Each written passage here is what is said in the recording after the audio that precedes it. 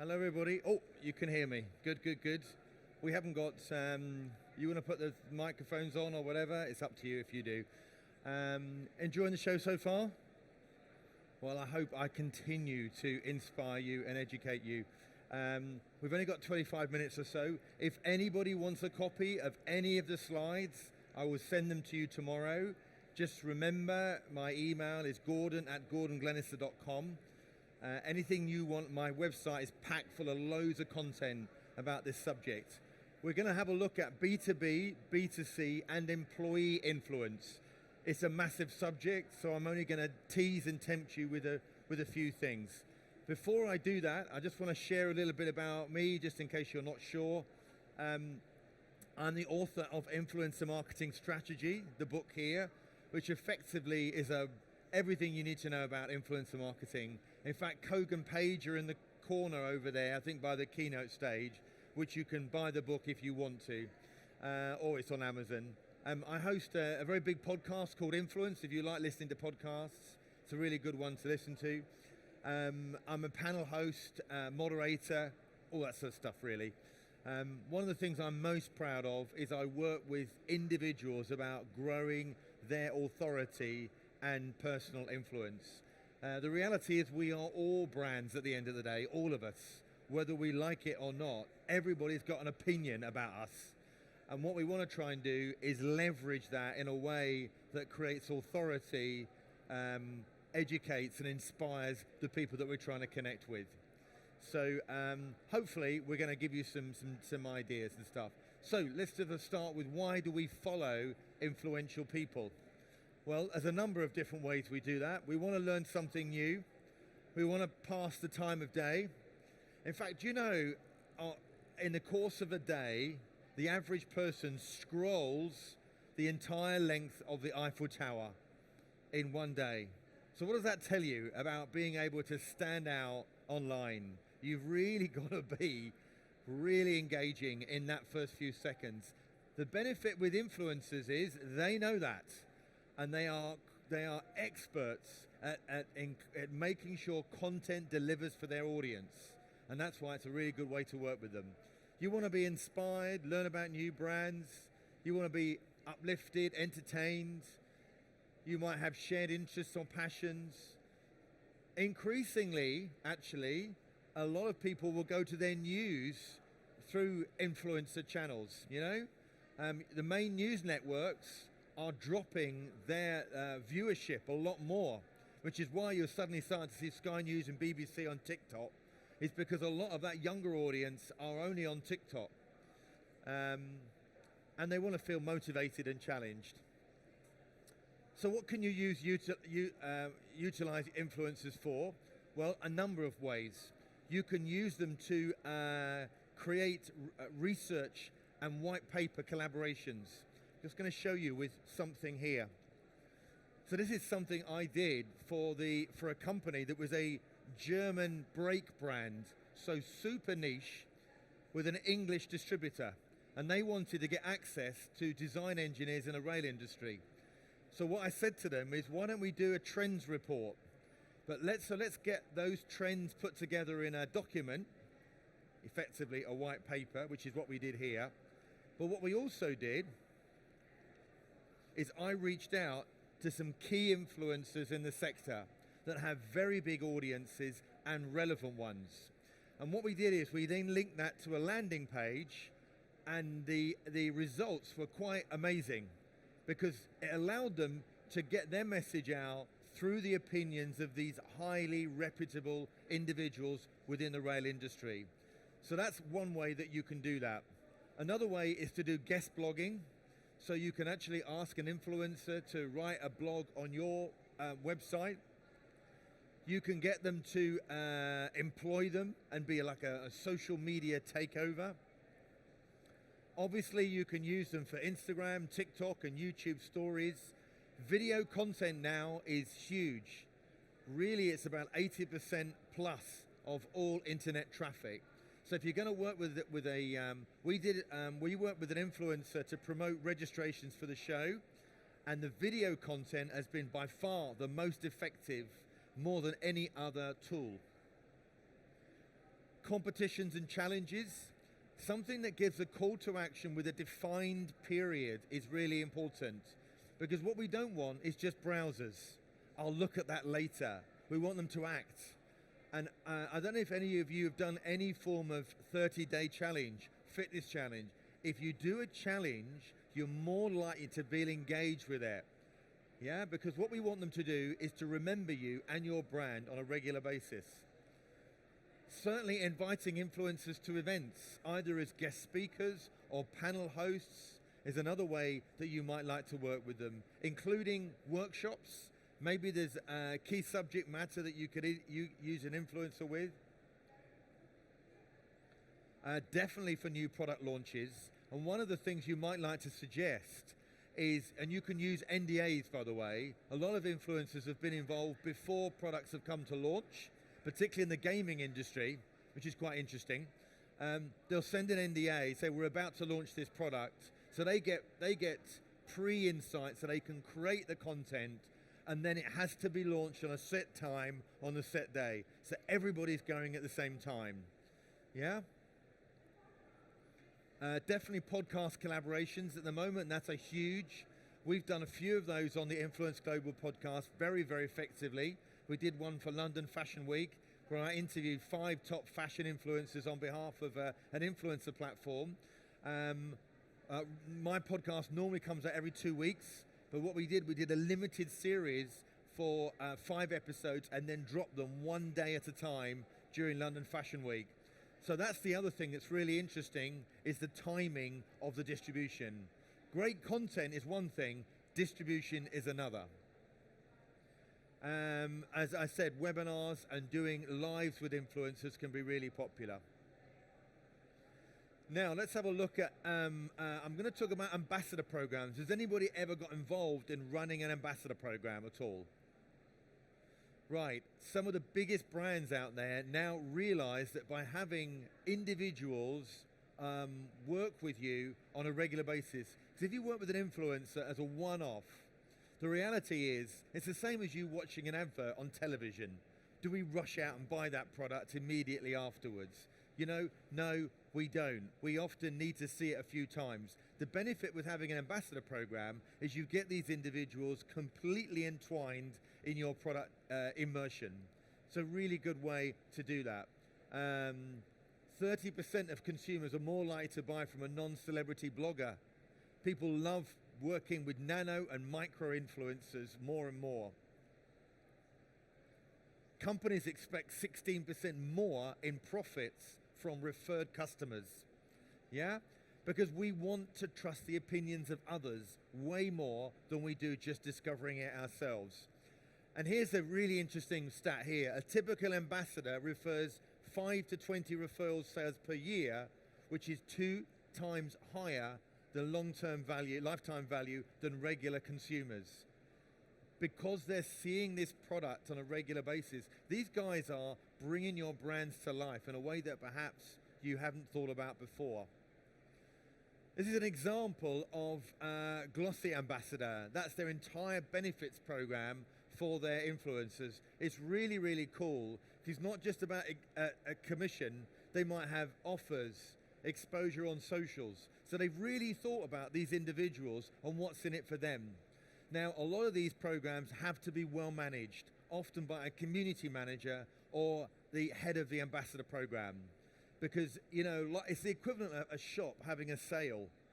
And if you think about sales, we have a summer sale, we have a spring sale, don't we? We have peaks and troughs. If you don't keep your ambassadors alive with content, with keeping it exciting and relevant, then it will wane, you know? It's no point in saying to somebody, we'll give you 10% commission if you promote our products or services. I guarantee you that will fail, because you're not engaging with them on a regular basis. You're not helping and supporting them with relevant content. So some really cool things. Like could you have an exclusive look around your factory or your store, doing something that really adds value for them. Some things that you need to be thinking about before you do that, right, is Think about having an identity for the community. So don't just call it ambassador program, make it quite quirky and different so it has its own identity. What expectations have you got from this? What are you trying to achieve? We know that if we set goals for anything, we're more likely to achieve them. And that's the same with those ambassadors. They want to feel part of it. If you think about the network marketing industry, they have like annual conferences, don't they? They have like a gamification. They're all excited and motivated. So are there things that you can use by working with ambassadors? What rewards will you give? And how will you select them? I.e., will it be a personal touch outreach, or will it be something that they can apply online? Either way, you must vet them, because what you don't want is the wrong ambassador promoting your product or service, because that also can be quite damaging. How will you promote the program? Will it be a regular reach out?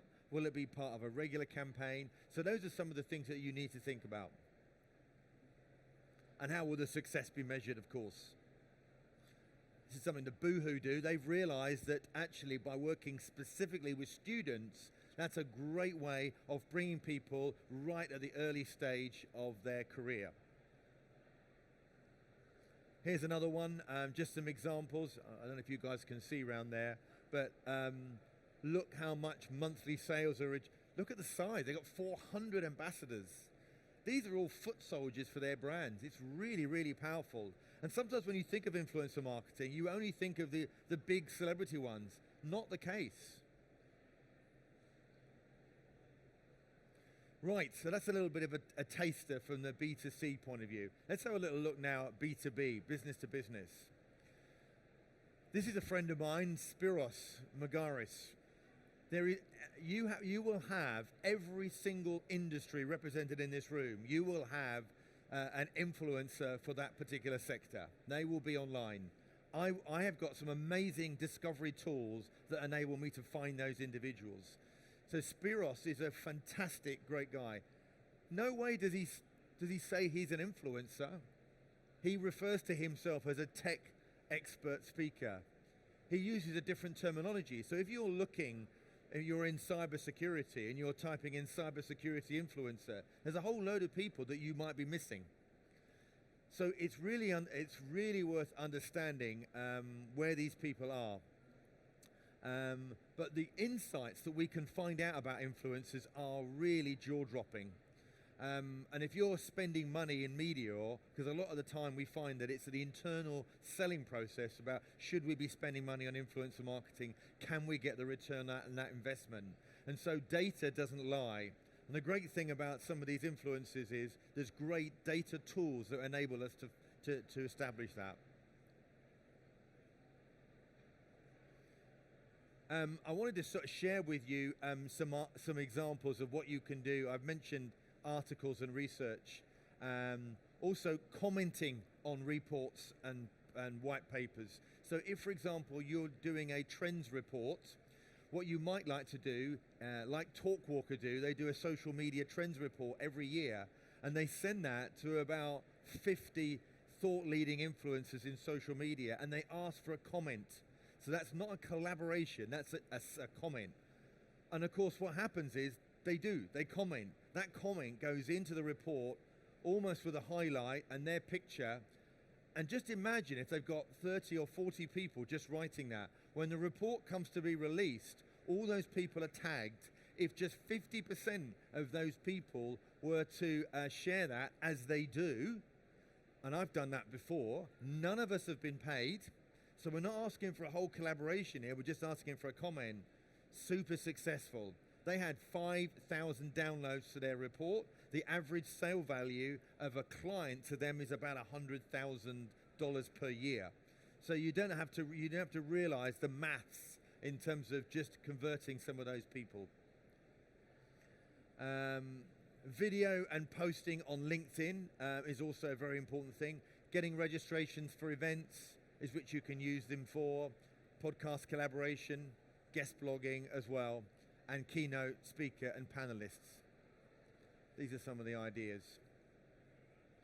Now, B2B rates will vary. I just wanted to share with you, there's something I've put on your table here, something that we do quite a lot of, which is a executive roundtable event.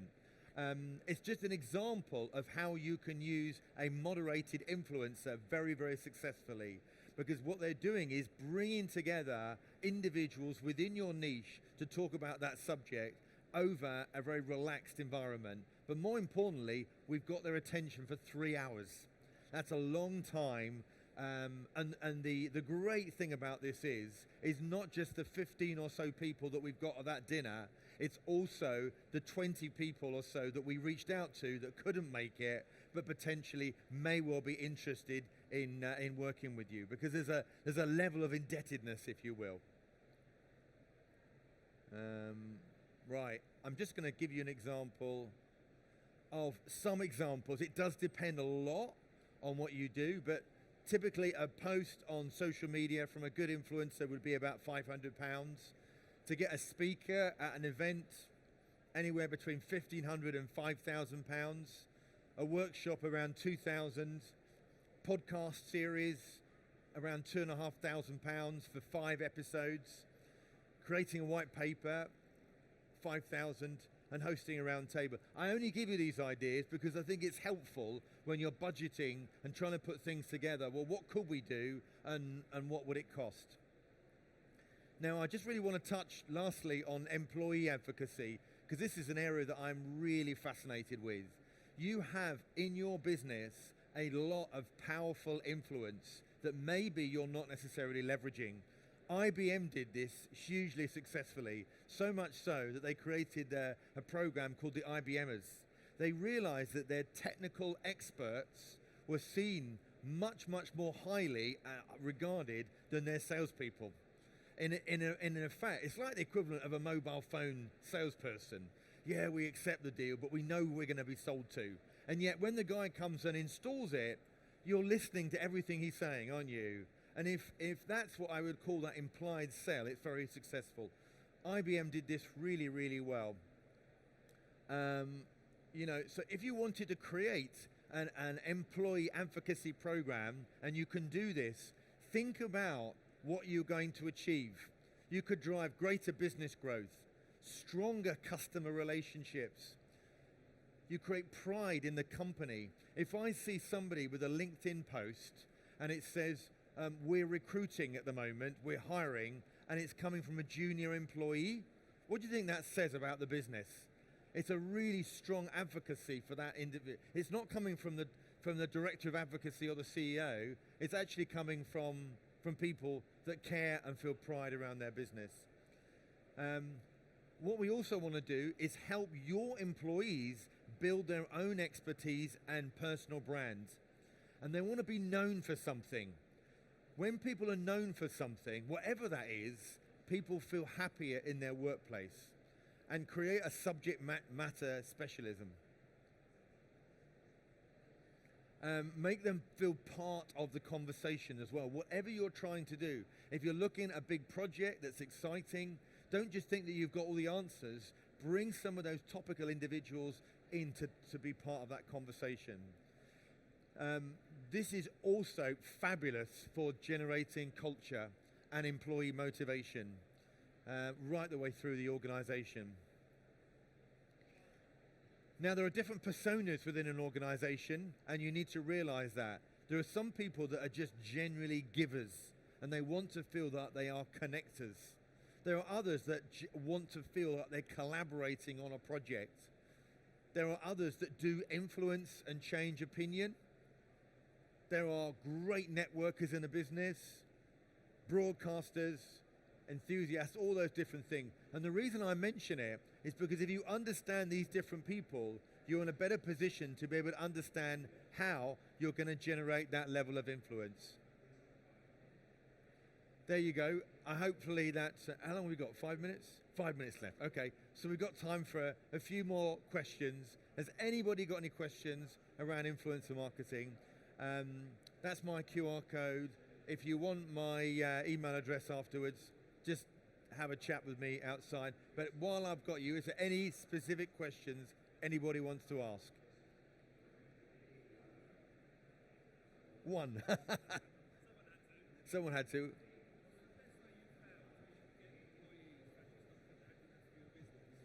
Can you just, do you want to, it's the best way to get hello. employees. Yeah, I was just asking, kind of, in your experience, what's the best ways you found to kind of get employees to become advocates and actually start to get involved and give them content to post, etc., to make it easy? Because actually, it's like anything. You ask for their opinions. You bring them together and say, look, we want to develop our own advocacy program. We like to do something. Ask for their opinions. What would they like to see? Involve them in what your desired outcome is. When people are bought into a vision of a business, they're more likely to want to feel part of it. That's what I find is the most successful. If you know anything, like if you're trying to create a project and you've got all these people in it together and you listen to them, there's so many examples of great employees whose ideas don't get anywhere because they're not listened to from above. So what happens is they don't bother to say anything anymore, and then it becomes a decision driven right at the top rather than making them feel engaged. Yes, you've got one. Wait, the microphone just coming. Thank you. So we work with a fire safety brand. Fire safety brand, a yeah. Fire extinguisher, quite a popular one through e-commerce, and we're just about to work with a fire Officer. fire rescue, fireman, who was actually involved in Grenfell. Involved in Grenfell. Yeah, okay. yeah. So he was on call on that night, and so obviously there's a massive amount of opportunity to do a lot of content with him. Obviously, the tough thing is being careful around using the. Him talking about those things and obviously being sensitive around the content. Ultimately, to sell products. I don't know. Have you kind of encountered those kind of things before, or how would you tackle that? I was involved actually in the book. We talked about sensitive content online, about an organisation called the Internet Watch Foundation, and everything they do was to monitor, if I'm honest, unsavoury content online and report it. And they knew, well, how on earth are we gonna share this? It's a really difficult subject. So they used humour. And they got 2 influencers to do things that you wouldn't expect them to do. So one of them was a footballer for Tottenham Hotspur from memory, and they got him to wear Arsenal football socks and put a post out. Now, if anybody knows football, the 2 football teams are dead rivals. So he put this post out, knew that he was going to get controversy. So it was a bit, risque, but he did that, and then didn't say anything about the Internet Watch Foundation. He just did it and see what happens, yeah? And then another one was at a gym, and he had, some weights or something, and it looked like he was really holding some heavy weights. But in the mirror, there was 2 people holding the weights behind him. So we, the audience, could see, well, what's going on? You got somebody doing that. And of course, both of them got a lot of engagement. The next day, they put a post out to say, you probably saw my post yesterday and were wondering what the hell I was talking about. Well, if something doesn't look quite right, then it probably isn't. And then they went on to talk about, if you see things online that don't look right, please report them to the Internet Watch Foundation. And the response was absolutely phenomenal. 3 times greater than anything they've ever done before. So I mention that because it's a sensitive nature and you might like to find a way to do that. I'm conscious, we'll just hang around outside, guys. If you want to have a chat with me, then do. Thank you very much for listening, by the way.